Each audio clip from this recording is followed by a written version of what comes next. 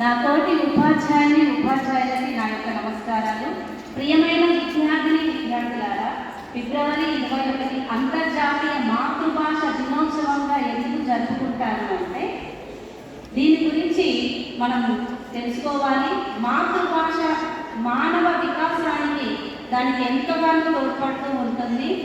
ఐక్యరాజ్య సమితి అనుబంధ సంస్థ అయిన యునెస్కో అంటే విద్య, వైజ్ఞానిక, సాంస్కృతిక సంస్థ అంతర్జాతీయ మాతృభాష దినోత్సవంగా జరుపుకోవాలని నిర్ణయించడం జరిగింది. మరి అంతర్జాతీయ మాతృభాష దినోత్సవంగా జరుపుకోవడానికి కారణము బంగ్లాదేశ్. భారతదేశానికి స్వాతంత్రానికి ముందు రోజు భారతదేశంలో నుంచి కొంత భూభాగం విడిపోవటం జరిగింది. దానికి పాకిస్తాన్ దేశంగా పేరు పెట్టడం జరిగింది. అలాగే పశ్చిమ పాకిస్తాన్, తూర్పు పాకిస్తాన్గా బంగ్లాదేశ్కి, ఇప్పుడు మనం పిలుస్తున్నటువంటి బంగ్లాదేశ్ని తూర్పు పాకిస్తాన్గా ఒకప్పుడు పిలిచేవారు. ఇక్కడ పశ్చిమ పాకిస్తాన్, తూర్పు పాకిస్తాన్లో భౌగోళిక పరంగా, సాంస్కృతిక పరంగా ఎంతో విస్తీర్ణం ఉంది. అలాగే వారి ఆధిపత్యం కూడా పశ్చిమ పాకిస్తాన్ వాళ్ళకి ఎక్కువగా ఉండటం వల్ల తూర్పు పాకిస్తాన్ వాళ్ళు ఉద్యమం చేయడం జరిగింది. 1951 ఈ ఫిబ్రవరి 21 రోజున ఈ ఉద్యమం మొదలు పెట్టడం జరిగింది. ఈ ఉద్యమాన్ని ఢాకా విశ్వవిద్యాలయంలో కొంతమంది విద్యార్థులు, ఉద్యోగులు, ప్రజలు పాల్గొనడం జరిగింది. ఈ ఉద్యమంలో పోలీసుల కాల్పుల వలన 4 విద్యార్థులు, అలాగే 100 మందికి గాయాలవ్వడం జరిగింది.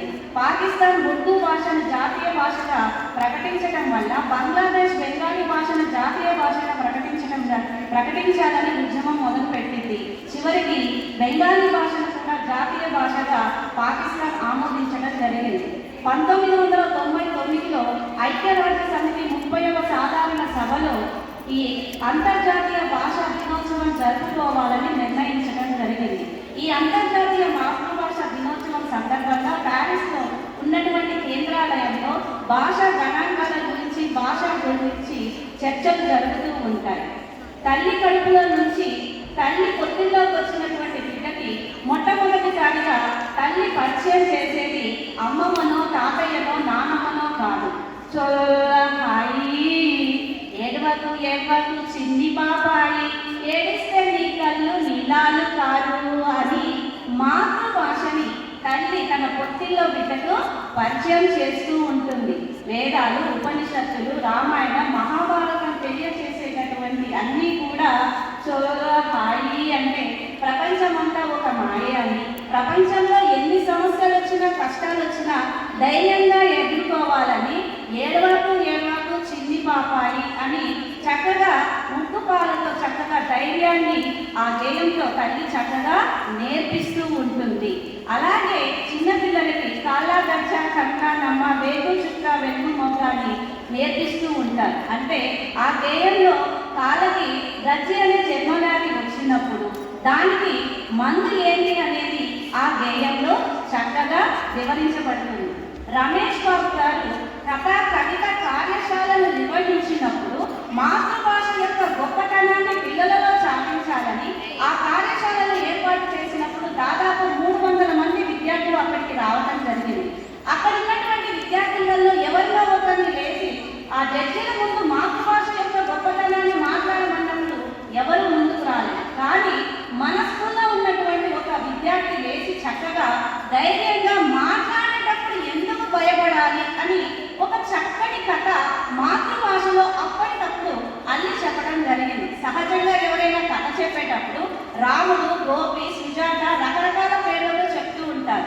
కానీ ఆ విద్యార్థి శ్రీకృష్ణుడు, బలరాముడు ఇద్దరు స్నేహితులని ఒక ప్రాంతానికి బయలుదేరి వెళ్లాల్సి వచ్చినప్పుడు మధ్యలో అరణ్య మార్గం వస్తుందని, అడవి దాటుకొని వెళ్లాల్సి వచ్చినప్పుడు ఆ అడవిలో వారి చీకటి పడుతుంది, అక్కడ పడుకోవలసి వస్తుందని ఆ పడుకునే సమయంలో శ్రీకృష్ణుడు బలరాముడితో అంటాడు, ఇది భయంకరమైన అడవి కాబట్టి, బాగా చీకటిగా ఉంది కాబట్టి 6 గంటలు నేను పడుకుంటాను, నేను పడుకున్నప్పుడు నువ్వు కాపలా కాయి, నువ్వు పడుకున్నప్పుడు నేను కాపలా కాస్తానని వాళ్ళు ఒక ఒప్పందానికి వస్తారు. ముందుగా బలరాముడు పడుకుంటాడు, శ్రీకృష్ణుడు పడుకుంటాడు, బలరాముడు కాపలా కాస్తూ ఉంటాడు. ఈలోపు భయంకరమైనటువంటి రాక్షసుడు అరుస్తూ ఆ అరణ్య మార్గాన్ని అక్కడికి వస్తూ ఉంటాడు.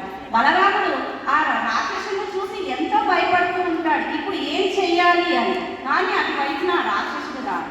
అమ్మయ్య రాక్షసుడు వెళ్ళిపోయాడు కదా అని బలరాముడు అనుకొని తర్వాత శ్రీకృష్ణుడు బలరాముడిని పడుకోమని నేను మెలకువగా ఉంటానని చెప్తాడు.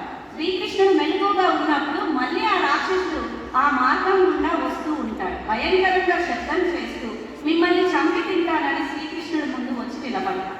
అప్పుడు శ్రీకృష్ణుడు అంటాడు, నువ్వు నిజంగా మమ్మల్ని చంపి తింటావా? నువ్వు చాలా బలవంతమైన రాక్షసుడువా అని అంటాడు. అవును అంటే, సరే ప్రపంచంలో అన్ని జీవుల కన్నా చిన్న జీవిగా మారి చూపించు అన్నప్పుడు ఆ రాక్షసుడు వెంటనే ఒక చిన్న చీమగా మారుతాడు. వెంటనే శ్రీకృష్ణుడు ఆ చీమను తీసుకొని తన దగ్గర ఉన్న సంచిలో వేసి మూట కడతాడు. తర్వాత తెల్లవారుతుంది, బలరాముడు లేస్తాడు. ఏంటి బలరామ నిద్రపోలేదా? సరిగ్గా కళ్ళన్నీ ఎర్రగా ఉన్నాయేంటి అని శ్రీకృష్ణుడు అడిగినప్పుడు రాత్రి ఒక రాక్షసుడు వచ్చాడు, నాకు చాలా భయం వేసింది అన్నాడు. అప్పుడు ఆ శ్రీకృష్ణుడు చెప్తాడు కదా, మనం ఎటువంటి పరిస్థితుల్లోనైనా భయపడకూడదు. భయపడితే మన మనసులో ఉన్నటువంటి మన మెదడులో ఉన్నటువంటి ఆలోచన ధోరణులు నశిస్తాయి. భయపడకుండా సమయస్ఫూర్తిగా ఎదుర్కోవాలని చెప్తాడు. అంటే ఆ పిల్లవాడు మాట్లాడేటప్పుడు భయపడొద్దు, ఏ విషయాన్నైనా మాతృభాషలో సులభంగా చెప్పవచ్చు అని 9th class D section Shivanshi ఆ జడ్జెస్ ముందు చాలా చక్కగా వివరించడం జరిగింది. విద్యార్థులు కానీ అక్కడ ఉన్నటువంటి జడ్జెస్ని కానీ చాలా చక్కగా మెచ్చుకోవడం జరిగింది. అంతేకాకుండా 10th ఏ హేమశ్రీ మాతృభాషలో ప్రకృతి పలకరింపు అనే ఒక కవిత చెప్పమన్నప్పుడు ఆ అమ్మాయి చక్కగా ఉసిరికాయంత ఊపిరినిచ్చి ఆవాహించంత ఆయుష్ పోసాడు దేవుడు అని చక్కగా కవిత రాసి మాతృభాషలో మొదటి బహుమతి గెలుచుకుంది.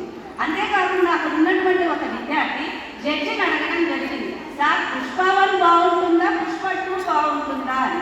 అప్పుడు ఆ జడ్జి గారు అన్నారు, 2 బాగానే ఉంటాయి అని చదివించారు. కానీ ఆ అబ్బాయి అడిగాడు, లేదు సార్ ఏదో ఒకటి చెప్పాలి అన్నప్పుడు జడ్జి గారు ఆ విద్యార్థిని ఒక ప్రశ్న ఇచ్చారు, పుష్ప3 అనేది రిలీజ్ అవుతుందా అని.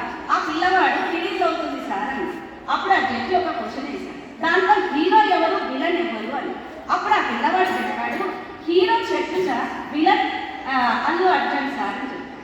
అదేంటి అలా చెప్తున్నావు, మరి నీ హీరోకి నష్టం కాదా, సినిమా మొత్తం లాస్ట్లో వెళ్తుంది కదా అంటే, సార్ మీరే చెప్తారు కదా చెట్లను నాటండి, మొక్కలను నాటండి, పెంచండి అని, మరి ఆ సినిమాలో చెట్లను ఎందుకు నాటారు సార్ అంటే మాతృభాషలో వాళ్ళ ఆలోచన ధోరణులు ఏ విధంగా ఆలోచిస్తున్నారనేది ఆ రమేష్ బాబు గారు పెట్టినటువంటి కవితా కార్యశాలలో చాలా మంది విద్యార్థులు చాలా స్పష్టంగా తెలియజేయడం జరిగింది.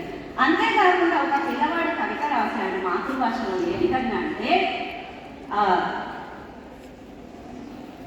సాయంత్రము తలదించిందంట చాప పిల్ల మొప్పల ముందు, నింగి తలదించింది గువ్వ రెక్కల ముందు అని.